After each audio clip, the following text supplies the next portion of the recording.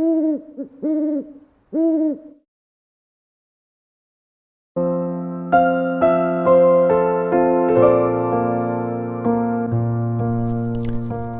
fourth Tuesday, we talk about death.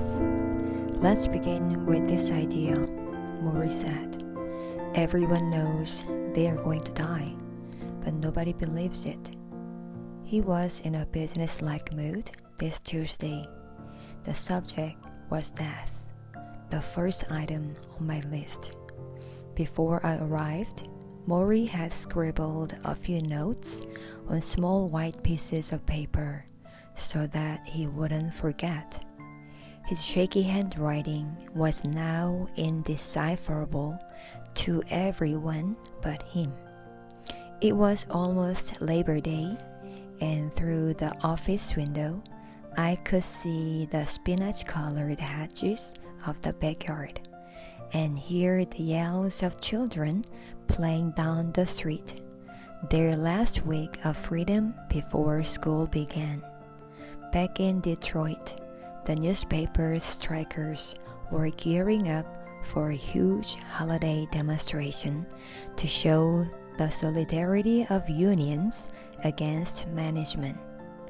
On the plane ride-in, I had read about a woman who had shot her husband and 2 daughters as they lay sleeping, claiming she was protecting them from the bad people.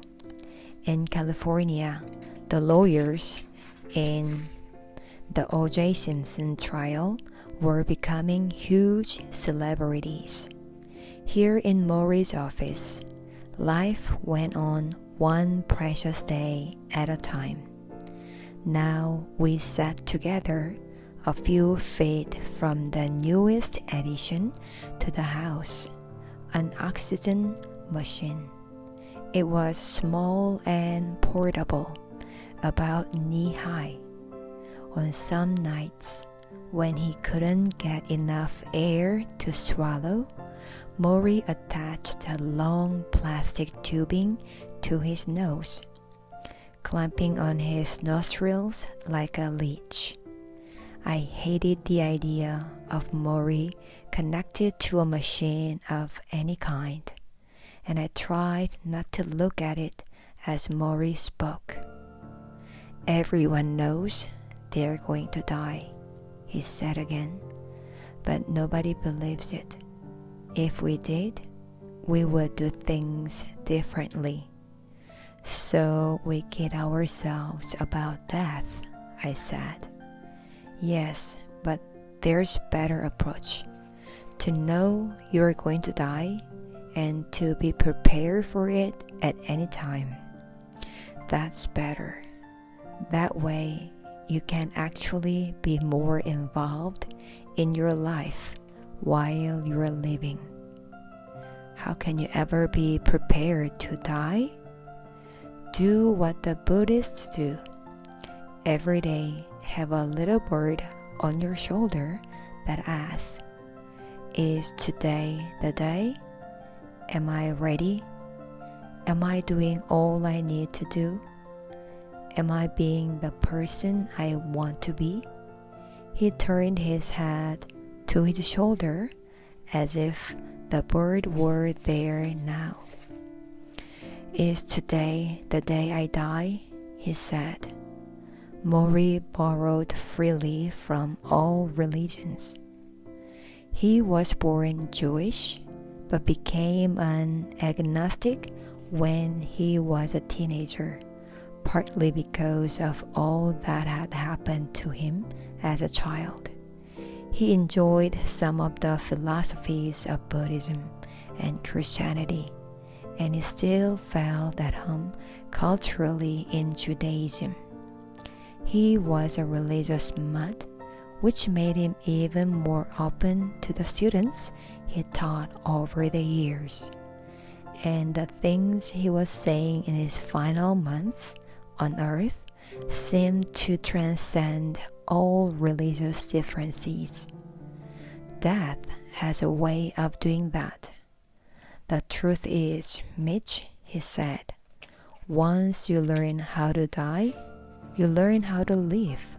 I nodded. I'm going to say it again, he said. Once you learn how to die, you learn how to live. He smiled, and I realized what he was doing. He was making sure I absorbed this point without embarrassing me by asking. It was part of what made him a good teacher. Did you think much about death before you got sick? I asked. No, Maurice smiled. I was like everyone else. I once told a friend of mine, in a moment of exuberance, I'm going to be the healthiest old man you ever met. How old were you? In my 60s. So you were optimistic. Why not? Like I said, no one really believes they are going to die. But everyone knows someone who has died. I said, why is it so hard to think about dying? Because Maury continued, most of us all walk around as if we are sleepwalking. We really don't experience the world fully because we are half asleep, doing things we automatically think we have to do. And facing death changes all that? Oh yes, you strip away all that stuff and you focus on the essentials. When you realize you're going to die, you see everything much differently. He sighed. Learn how to die, and you learn how to live. I noticed that he quivered now when he moved his hands. His glasses hung around his neck, and when he lifted them to his eyes, he slid around his temples, as if he were trying to put them on someone else in the dark. I reached over to help guide them onto his ears. Thank you, Maury whispered. He smiled when my hand brushed up against his head. His smallest, the slightest human contact was immediate joy. Mitch, can I tell you something? Of course, I said. You might not like it. Why not? Well, the truth is, if you really listen to that bird on your shoulder, if you accept that you can die at any time, then you might not be as ambitious as you are. I forced a small grin. The things you spend so much time on, all this work you do, might not seem as important. You might have to make room for some more spiritual things. Spiritual things? You hate that word, don't you? Spiritual. You think it's touchy-feely stuff. Well, I said. He tried to wink a bad try, and I broke down and laughed. Mitch, he said, laughing along, even I don't know what spiritual development really means, but I do know we are deficient in some way. We are too involved in materialistic things, and they don't satisfy us. The loving relationships we have, the universe around us, we take these things for granted. He nodded toward the window with the sunshine streaming in. You see that? You can go out there, outside, anytime. You can run up and down the block and go crazy.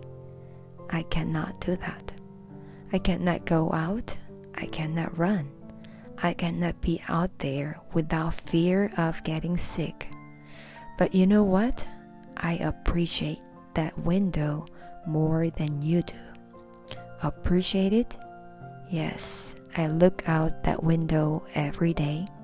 I noticed the change in the trees. How strong the wind is blowing. It is as if I can see time actually passing through that window pane, because I know my time is almost done.